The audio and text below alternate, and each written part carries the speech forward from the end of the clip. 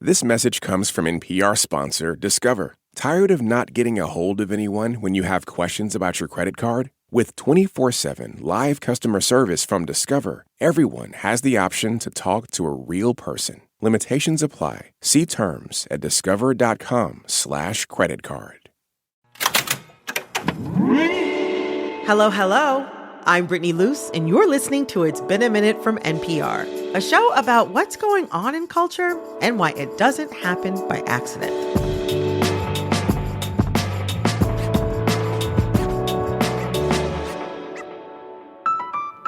This week, we're connecting the dots between a mass email, a neighborhood dispute, and political dissent. I know. How are all these things connected? Well, we're going to find out with New Hampshire Public Radio's Nick Capodice and Hannah McCarthy, who host the Civics 101 podcast. Nick, Hannah, welcome to It's Been a Minute. Hi, Brittany. So glad to be here. Delighted to be here. Oh, delighted to have you both. Okay, so all the things I mentioned are connected by one symbol, which has a whole holiday on the calendar this week. Do you all know what it is? What is Flag Day? Ding, ding, ding. You are right. Friday, June 14th is Flag Day, which celebrates Congress adopting the American flag in 1777. But we're not here to celebrate Flag Day. We're here because flags are making a lot of headlines this week. Earlier this year, Supreme Court Justice Samuel Alito was criticized for having an upside-down American flag flying in front of his house after January 6th. Now, that was back in the news this week for a very specific reason we'll come back to, because there is another flag in the news this week, brought to you by the Colorado Republican Party, which sent out a mass email with the headline, "God Hates Pride." Pride, of course, being LGBTQ pride. June is Pride Month. They also tweeted, quote, "Burn all the hashtag pride flags this June." Hannah, Nick, you've both looked deeply into the history and meaning of flags in politics, starting with the flag at Justice Alito's house. Nick, can you explain what someone might be trying to say when they fly an upside-down American flag? An upside-down American flag has been used since we were created as a nation to signify distress. You know, ships would have an upside-down flag if they were being attacked or if they were sinking. Oh. Over the years, that symbol grew to represent, I am in distress. I don't like the way things are headed. So anti-war protesters flew upside-down flags during the Vietnam War. I know a lot of people who flew upside-down flags in the wake of the Dobbs decision, which overturned Roe v. Wade. So what I think is really interesting about the Alito upside-down flag is, traditionally, more progressive people have protested by flying upside down or burning the American flag. Upside-down flags were brought to the Capitol on January 6th. Upside-down flags were tweeted by members of Congress after the 34 felony counts were laid against former President Donald Trump. This is a rather new thing. That is so interesting. I am still thinking about the logistics of flying an upside-down flag when your ship is sinking. I'm like, I don't know how. Get it up there. You switch that one up. Alito has said the upside-down flag at his house goes back to a dispute between his wife and a neighbor. That has all led to calls for Alito to recuse himself from the Supreme Court cases involving January 6th. He's refused, and this week, a documentary filmmaker released audio exchanges with Justice Alito and his wife that the filmmaker recorded without their knowledge and while pretending to be a supporter. Now, pretending to be someone else is viewed as unethical by journalists. And NPR has also not been able to confirm the authenticity of the recordings, which are edited excerpts. However, in one excerpt, Alito's wife can be heard complaining about a pride flag she can see from her house and how she wishes she could raise other flags in opposition to it. I made a flag in my head. This is how I satisfy myself. I made a flag. It's white, and it's yellow and orange flames around it. And in the middle is the word vergogna. Vergogna in Italian means shame. Now, there are many flags flown by conservatives at this current moment. The Don't Tread on Me flag, the Thin Blue Line flag, the Confederate flag. What do you think it says about conservatives right now that they're so interested in flying many different flags. So the thing about flags that's really fascinating to me, Brittany, is that essentially for as long as we've flown them, they have been both this incredibly direct and clear form of communication and a badge of honor. So it's a way of, saying, this is my identity, this is my purpose. And as a society, as we have become more and more complex as people, they have become a little more nuanced as well. They've started to represent movements. They've represented whole nations. But we always come back to this same idea that they are an assertion of purpose and identity, that I belong to somebody with a very clear purpose and a very clear message. Flags are a quick and easy and powerful way for you to indicate to somebody else, I am with you or I am against you. I am someone you can turn to. I am someone you should run away from. Yes, we are, and I'm tired of talking about it, but we are in a hyper-polarized environment right now where people are looking for friends and allies. I think the growth of the flags and, the big uptick in their sale is because people are looking for ways to connect with people who are, quote-unquote, on the same side as them. Okay, I want to turn to the other flag in the news right now, the pride flag. The flag in and of itself is such an interesting example of a flag because it started off as just a rainbow, and then it was revised to include black, brown, pointing towards racial inclusion. And then there was the addition of the trans flag into the pride flag, pastel blue, pink, and white to emphasize trans people. And now there's a new yellow circle on a black triangle to include intersex people. It's constantly evolving to be more inclusive as a symbol. Inclusivity is a central tenet of sexual and gender liberation. But, the Colorado Republican Party is now calling for this flag to be burned. It's interesting since the history of flag burning has generally come from progressive causes. Here, we're seeing conservatives calling for flag burning. Nick, what does that say about our current political moment? So when people started hanging up upside down flags in response to Biden's inauguration, and then at the attacks on the Capitol on January 6th. And most recently, the Heritage Foundation and Marjorie Taylor Greene tweeting upside-down flags. In my understanding, Brittany, this is like the first time I've seen where the political far right are using flag desecration. I hadn't seen it before. Reverence for the flag for the last 50 or 60 years has kind of been a more, GOP side thing to do. But this is new. The fact that an American flag was not just brought to the Capitol during the insurrection, but used to beat a cop. We have to consider that we are in unprecedented times. I want to talk about the right side up American flag for a second, because it has also evolved in meaning over time. And for a while now, I have to say it has felt like the political right has had a stronger attachment to the American flag than the left. In 2018, Pew Research did a study and found that Republicans are two times as likely to have an American flag in their homes than Democrats. Wow. How did we get here? Yeah, so after the 9/11 attacks in New York, American flags were flown absolutely everywhere around the country. And they were a way of saying, I stand in solidarity with this nation. I stand for and behind the continuation of this nation. I am a part of it. I support it. I am with it. And over time, it seems that message also sort of bled a little bit into nationalism, right? I am for America and America first and America only. And then something really interesting happened in 2007. It was noted that former President Barack Obama was no longer wearing the compulsory American flag lapel pin that almost all politicians wear. They were everywhere. In so many cases, they still are. And when asked why he was no longer wearing it, he said, he used to. And he felt that specifically in the years following 9/11, he felt that pin was a stand-in for actual patriotism, that it was lip service, that it was a symbol that someone was a patriot, regardless of what their actual politics were, regardless of what they were actually doing for America, promising for America.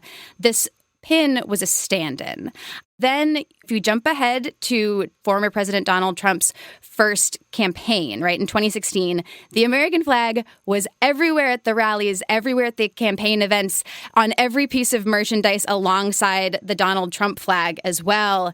And this man, he loves that flag, right? He embraces literally that flag. He kisses it. He says, "I love you, baby." And so many of his supporters, in turn, I think really took up this flag, not necessarily as explicitly a symbol of Americanness, but also a symbol of supporting this candidate, Donald Trump. And I think you see a lot of Americans who look at that and say, okay, well, that's become associated with this one candidate and this one candidate's beliefs. But I think that's where we see that association shift. And then just one last thing, during the Black Lives Matter protests, you also had counter-protesters showing up to these protests and flying the American flag in counter-protest, essentially asserting, I am an American and what you are doing is un-American. Yeah. Thinking about flags and how they evoke so much meaning for us, even taking, for example, the American flag to bring things back around. I mean, there are many Americans who have so much discomfort, so much sadness, so much grief about our country's history that it would be beyond the pale for them to own an American flag.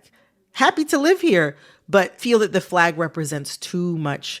But the American flag specifically, it's a symbol that has evolved meaning so many times, Nick. And I know you've heard from people who are wrestling with that meaning right now. How are you seeing people grapple with the evolution of the American flag's meaning? A listener wrote us as soon as he listened to our flag episode, and he's someone who said that he took his flag in after the 2016 election, right? Because of what you were mentioning. He felt like the country didn't represent him anymore. And then he said he decided to bring it back out, tattered and all. He said it was a very rumpled, very old flag. The side that is in the minority should not be the side that gets to say, I am the one who controls the flag that represents us all. There's this movement happening wherein people will fly the American flag next to their pride flag. They will fly the American flag next to the flag that represents their ideals, next to a Black Lives Matter flag. They're going to say, this is my version of America. This is what I am supporting. I am going to fly this flag. This is the nation that I want. And here are the values alongside it that I think this nation should represent. Well, Nick, Hannah, I have learned so much here. Thank you both so much. Thank you, Brittany. Thank you, Brittany. It's been a pleasure. And as a thank you, I'd like to teach you something by playing a game with you both. Uh-oh. Can you stick around for a tiny bit longer? Oh, yeah. You bet your boots we can. Wow. I'm like, I don't know if I want to bet my boots. I'm like, hopefully I can keep them. Well, we'll be right back with a little game I like to call, But Did You Know? Stick around. The following message comes from NPR sponsor Sattva. Founder and CEO Ron Rudson is on a mission to bring quality sleep to more people. Health and wellness are so tied to quality sleep. And I'm trying to tell everyone, look, you have to treat sleep like an activity because I believe sleep is the most important thing in your life. To learn more, go to saatva.com/NPR. This message comes from NPR sponsor Discover. Here's a familiar situation. You have a question about your credit card. You call the number for help and can't get a hold of anyone. If only you had a Discover card. With 24/7 U.S.-based live customer service from Discover, everyone has the option to talk to a real person anytime, day or night. Yep, you heard that right, a real person. Get the customer service you deserve with Discover. Limitations apply. See terms at discover.com/creditcard.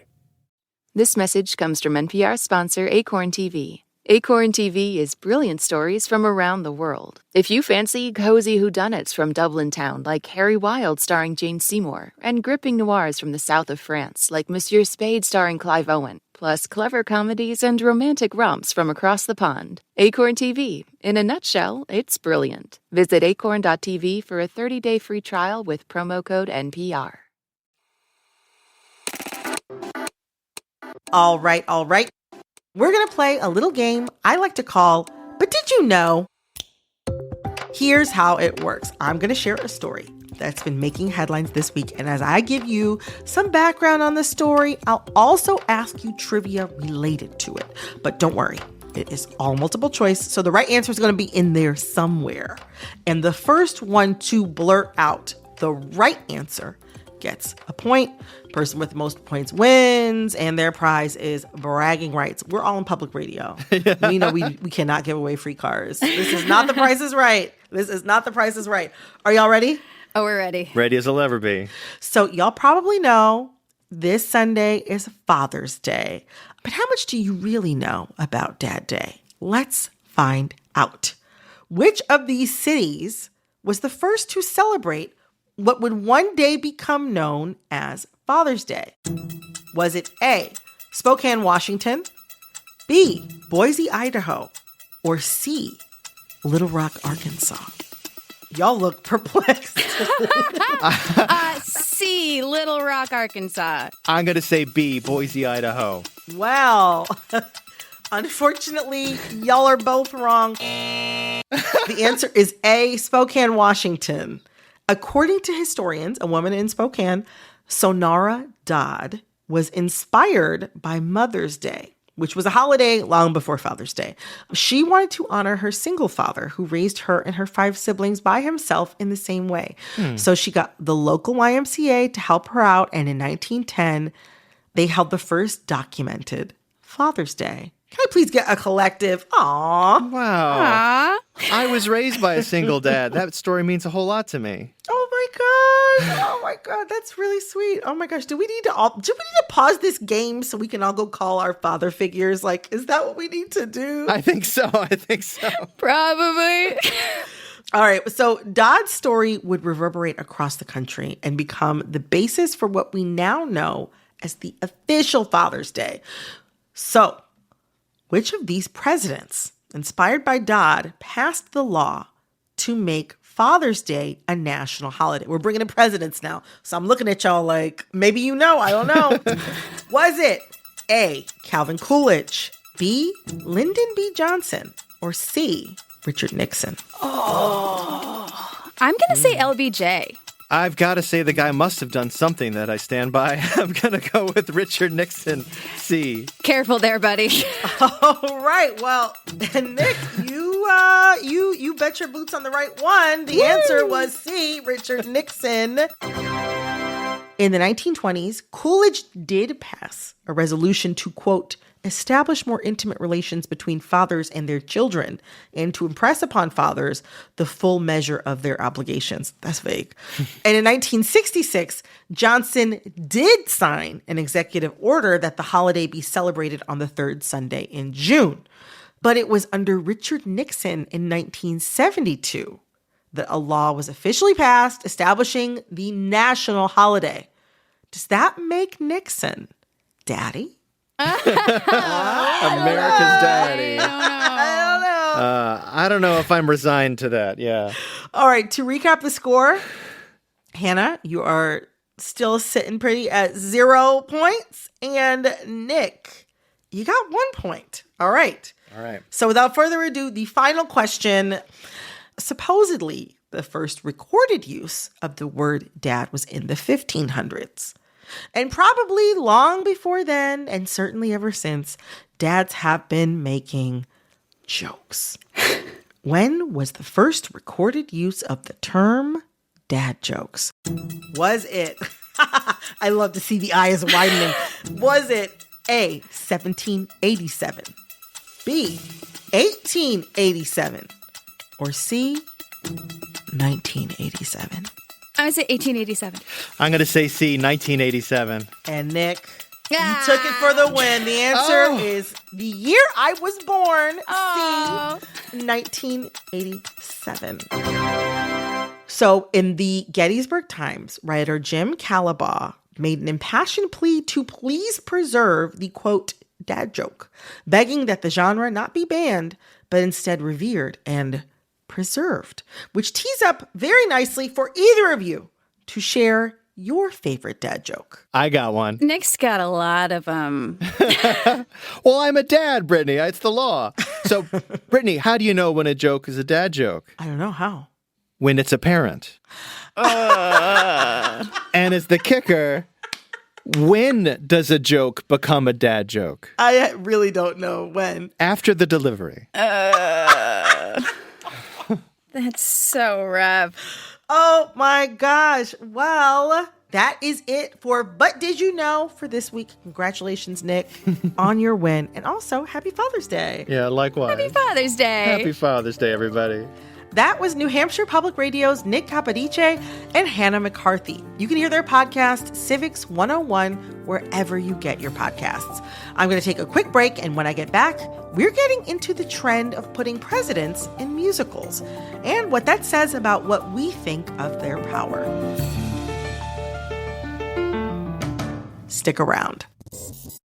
This message comes from NPR sponsor REI Co-op. For the next half minute, REI wants to remind you that you can't make more time, but you can make the most of it by calling timeout. Timeout on the algorithms, comfort zones, and life on autopilot. REI believes that getting outside is the best way to get out of our routines and instead find new routes. When you're ready, they have the gear, clothing, classes, and advice to get you started. Visit your local REI co-op or rei.com/opt-outside. Support for NPR and the following message come from our sponsor, Whole Foods Market. Host the ultimate backyard barbecue with Whole Foods Market. It's the Hot Grill Summer event through July 16th, with sizzling sales on no antibiotics ever boneless beef ribeye steak and beef New York strip steak. Plus, check out sales on sustainable wild-caught Alaska sockeye salmon, organic strawberries, and more. In a hurry? Choose grab-and-go favorites like picnic salads and sushi, plus plenty of cooler-friendly beverages. Make it a hot grill summer at Whole Foods Market. This message comes from NPR sponsor Mint Mobile. From the gas pump to the grocery store, inflation is everywhere. So Mint Mobile is offering premium wireless starting at just $15 a month. To get your new phone plan for just $15, go to mintmobile.com/switch. Support for NPR and the following message come from Betterment, an automated investing and savings app. CEO Sarah Levy shares Betterment's philosophy on investing. No matter the amount of money you have, it's always good to be invested. It's always good to start early. It's always good to save. And the power of being consistent in your habits is really the path to long-term wealth. Get started at Betterment.com. Investing involves risk. Performance is not guaranteed. My big question this week is, what can singing presidents in Broadway musicals tell us about how we view our leaders and their power? And a quick heads up, this segment contains brief descriptions of sexual violence that may not be suitable for all listeners. The Tony Awards are this weekend, and to commemorate the occasion, I want to talk about a theater tradition that has me scratching my head. Singing presidents. Mr. Adams, I say you should write it. Governor Andrew Jackson! George Washington's going home. There are a lot of presidents on stage and on screen. Obviously, there's Hamilton, but also 1776, Bloody Bloody Andrew Jackson, Newsies, the list goes on. And some of these shows take some very interesting artistic liberties. It's not just that these POTUSes belt out show tunes. The way they're characterized says a lot about how we like to look at our history and our leaders. To break it all down and help me understand what's beneath the melodies, I am joined by playwright and theater critic Sarah J. Lieber. Sarah J., welcome to It's Been a Minute. Thank you. Thank you for having me. My pleasure. Okay, so we all know Hamilton, for better or worse, depending on who you ask. But presidents have a weird place in American musical theater. Can you tell me about some of the shows that feature our nation's leaders that came before Hamilton? Sure thing. There's a bunch of different examples that you can go with, going really, really far back in time to like a musical about FDR that premiered during his presidency called I'd Rather Be Right. When I was courting Eleanor, I told her Uncle Teddy I wouldn't run for president unless the job was steady. And then you have little presidential cameos in something like Hair that does happen to depict Abraham Lincoln. Right. Played by a black woman, right? Always played by a black woman in my experience. My sister played that role in high school, I think. That's the only reason I remember that. All forefathers. I mean all our forefathers brought forth upon this here continent a new nation. One of the big ones that made me start thinking about how weird this is as a feature of American musicals is Annie. Franklin Delano Roosevelt appears in Annie as a character. He shows up to talk to Daddy Warbucks about what Daddy Warbucks, who is a billionaire, can do to, like, help the country get out of the Great Depression. Wow. Annie charms him and sings The Sun Will Come Out Tomorrow. Right. Just thinking about tomorrow clears away the... Annie's plucky optimism is sort of what sets the New Deal in motion in the narrative of Annie. Yes, I remember that from AP History. So to talk more about these presidential representations, you said in a tweet that some of these portrayals of presidents are bizarre. Yeah. Can you say more about what makes some of them bizarre? Sure, yeah. There's two in particular that are bizarre in the same way that I really wanted to talk about. Please. So Teddy Roosevelt shows up in Newsies towards the end. He wasn't the president, but he was governor of New York during the historical newsboy strike. But of course, Newsies was written long after he'd cemented his presidential image. And anyway, his entire function in Newsies is to be a deus ex machina for the plot and talk to Joseph Pulitzer about fairer wages for the Newsies. But the other thing that he's on stage to do is imply that he is sexually active. Oh, what? Like, outside of his marriage. Like, there is a nightclub singer character, and she leaves with Roosevelt in a very suggestive way. Come along, Governor, and tell me about the back seat I've been hearing so much about. And it's sort of similar to how Thomas Jefferson is depicted in 1776. He's very quiet, except for when he's making out with his wife. He wants to finish seceding from England so that he can continue making out with his wife. Now then, sir, will you be a patriot or a lover? A lover. No. But I burn, Mr. A. So do I, Mr. J. That is so weird. I mean, there's so much weird about what you just said. Yeah. The Thomas Jefferson characterization in 1776 is especially weird when you consider Yes. the realities of what perhaps Thomas Jefferson may have referred to as his romantic life, but the rest of us would refer to as assault on a black female slave. Exactly. Who is this for? Who are we trying to protect by making him a soft-spoken guy who loves his wife? And when he is called out specifically for slave owning, he just gets very quiet and he says, like, I've made a pledge to free my slaves. That is so, I'm sorry, like the levels of that are so ridiculous. I mean, there's like Thomas Jefferson's assault on Sally Hemings, a teenage enslaved girl that he impregnated many, many times. And so it's really strange to, like you say, depict him as a wife guy who has all of this quiet regret over slavery when he didn't even free Sally Hemings in his lifetime, nor upon his death. No. Everything about that is just so wild. But I mean, it's interesting also to think about like how we want to see these people. Why is it so important even that we think of them as these like virile guys who can get with a lot of women? Like, why do you think that is so appealing to people who are creating these musicals that feature presidents? I think that virility is also shorthand for like masculine health. And I think masculine health is how you prove to audiences that the United States is actually doing really great. So there's these American presidents in American theater, but glorifying leaders goes back even further to the old world. Can you talk about that? I think the most easily accessible example of that comes from Shakespeare.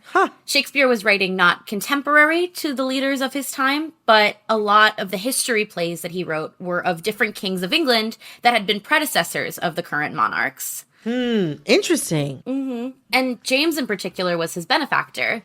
He funded Shakespeare's art. And while not all of these depictions were flattering, he was careful not to offend. So I think at best, when we are depicting presidents in musicals, we're sort of taking a cultural temperature and trying to understand the politics of the presidency.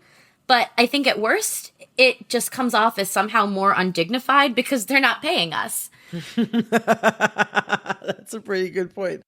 And it's like, I wonder about FDR and Annie specifically, because I did a deep dive into the Annie comic actually a little while ago and learned that the guy who created the Annie comic hated FDR so bad that when FDR was elected to his 4th term as president, he killed Daddy Warbucks in the comic and said that he died of despair. What? Yeah. So the guys who were writing the musical, I wonder why they chose to depict him in this like sort of glowing light. But I think it might be because FDR also funded the Federal Theater Project. Right. I wonder if that's why they chose to depict him that way. Could be. And actually, that makes me think about how Broadway functions in our modern political landscape. Like when Hamilton came out, you saw all these political power players go to see this show. I mean, who can forget when Mike Pence went to Hamilton, right? The actors on stage, basically, they were speaking out against his policies because he'd just been elected as vice president. We are the diverse America who are alarmed and anxious that your new administration will not protect us, our planet. But, you know, lots of political power players were in the audience. I mean, the cast of Hamilton performed at the White House when Obama was in office. And now political leaders, it seems, are starting to be actually behind some of these historical productions, like Hillary Clinton being a producer behind Suffs, which is a musical all about the suffragettes. What do you make of this? I think that it is an easy way for politicians to see and be seen. Hillary Clinton specifically producing Suffs is fascinating to me because it sort of feels like she's rerouted her presidential hopefulness into becoming an EGOT. I mean, she already does have the Grammy. Yeah. Exactly. I wonder if that's because short of political power in this country, it's the safest and easiest way to like have power. Yeah, I mean, if you're already famous, yeah, you definitely have access to that kind of power without breaking too much of a sweat. Okay, I wonder, what do these musical presidents say about how we view presidents culturally? We depict presidents the way that we do for a couple of reasons. And I think one of them is that we as like subjects of an empire want to see who is ruling us. And I think we are interested in showing them as deeply relatable. I also think that we can put FDR and Annie and show that it's the Great Depression without actually having to depict the Great Depression. I think a lot of the times it's shorthand for larger political moments. One of the things that came up as we were preparing for this conversation with you, our editor mentioned that she thinks that there's also something really powerful about a chorus, which I feel like whether it's 1776 or Newsies or Annie or Hamilton famously, a lot of these casts have a lot of people in them standing on stage singing these big blood-pumping anthemic songs together. And so that singing together, that harmonizing together, that kind of lends itself to this myth-making of American togetherness or the portrayal of America having oneness under one leader. Ooh, I think that's really interesting, especially considering things like this is not a musical that portrays a U.S. president, but the way that Do You Hear the People Sing from Les Mis has become sort of a one-size-fits-all political anthem.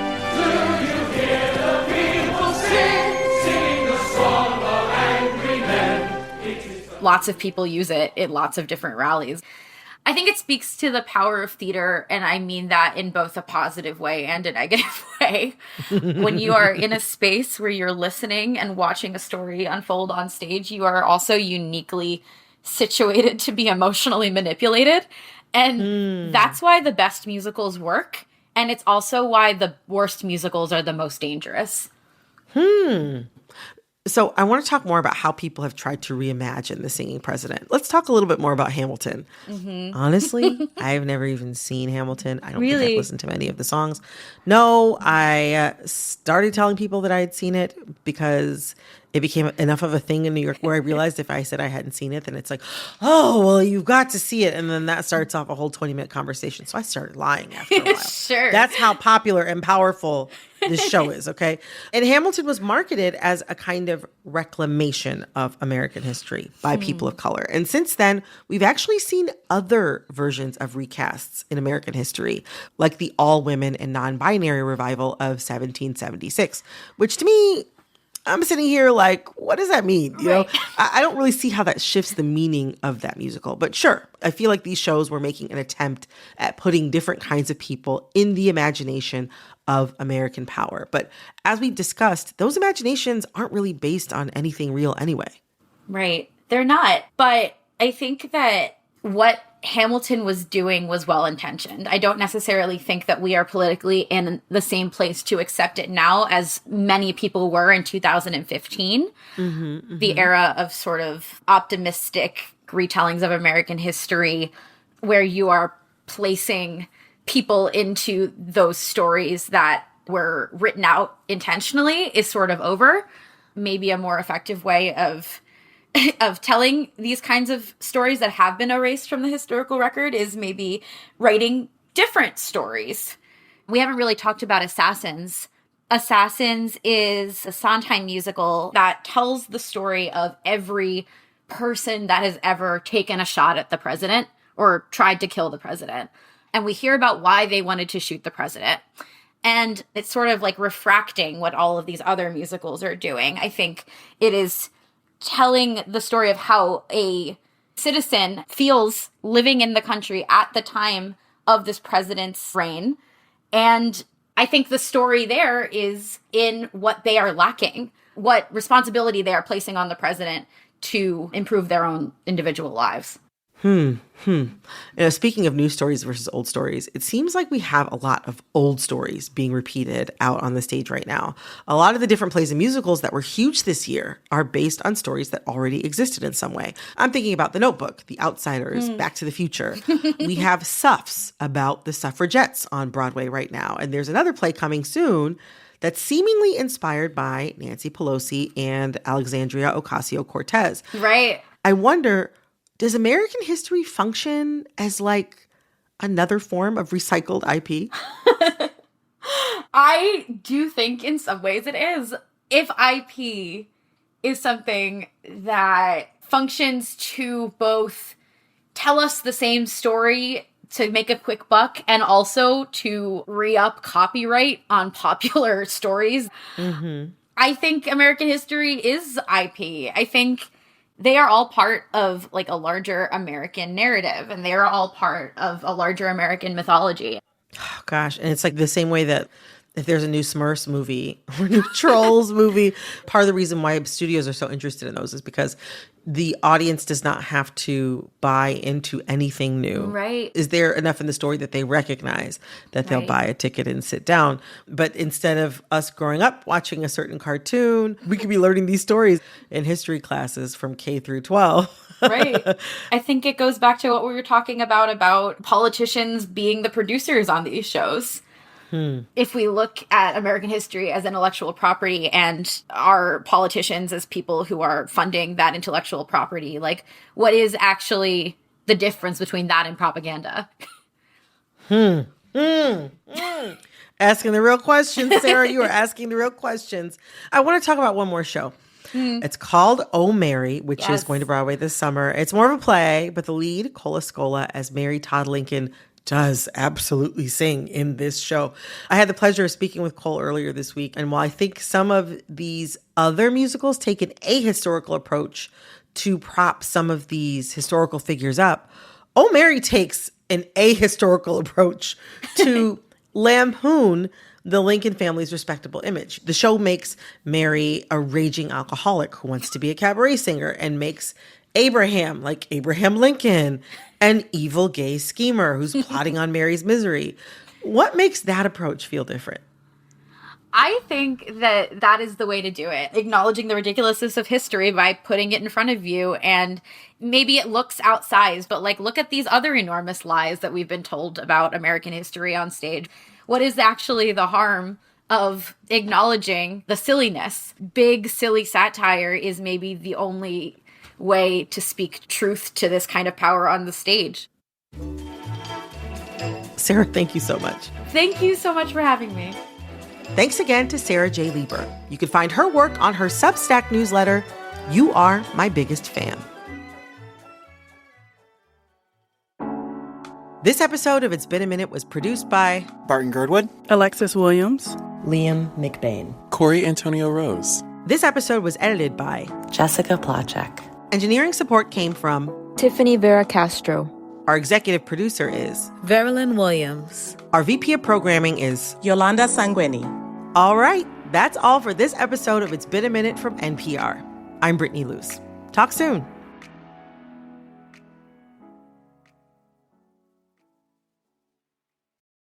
This message comes from NPR sponsor Acorn TV. Stream stories from around the world, from sinister suspense to charming comedies and clever crime dramas like My Life is Murder, starring Lucy Lawless. Visit acorn.tv for a 30-day free trial with promo code NPR. Support for NPR and the following message come from IXL Learning. IXL Learning uses advanced algorithms to give the right help to each kid no matter the age or personality. Get an exclusive 20% off IXL membership when you sign up today at IXL.com/NPR.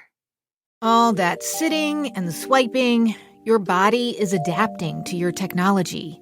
Learn how and what you can do about it. I really felt like the cloud in my brain kind of dissipated. Once I started realizing what a difference these little breaks were making, there's no turning back for me. Take NPR's Body Electric Challenge. Listen to the series wherever you get your podcasts.